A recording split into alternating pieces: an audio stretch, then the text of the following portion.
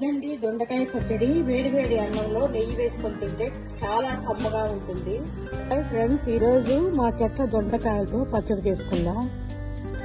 1/2 kilo దొండకాయలు వచ్చాయండి. పచ్చడి చేసుకుందాం. 10 ఎండుమిర్చిని 2 గిల్లేసుకోవాలి. ఆవాలు 1 స్పూను, ధనియాలు 2 స్పూన్లు, జీలకర్ర 1 స్పూను, చిటికెడు మెంతులు వేయించేసుకోవాలి. వేగిపోయాయి. చల్లారాక మిక్సీ జార్లో వేసేసుకోవాలి. 2 పిడికిళ్ళ వేరుశనగ గుళ్ళని వేయించేసుకోవాలి. ఎండుమిర్చిని గ్రైండ్ చేసేసుకోవాలి. ఇప్పుడు కూడా గ్రైండ్ చేసేసుకోవాలి. తరిగిన దొండకాయ ముక్కల్లో కొద్దిగా సాల్ట్ వేసేసుకోవాలి.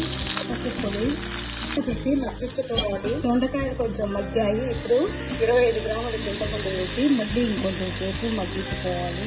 దొండకాయ మగ్గిపోయింది. చల్లారాక మిక్సీలో వేసేసుకోవాలి. కచ్చపచ్చగా వేసేసుకోవాలి. ఉల్లిపాయ ముక్కల్ని కచ్చపచ్చగా వేసేసుకోవాలి. పచ్చడంతా ఒకసారి బాగా కలిపి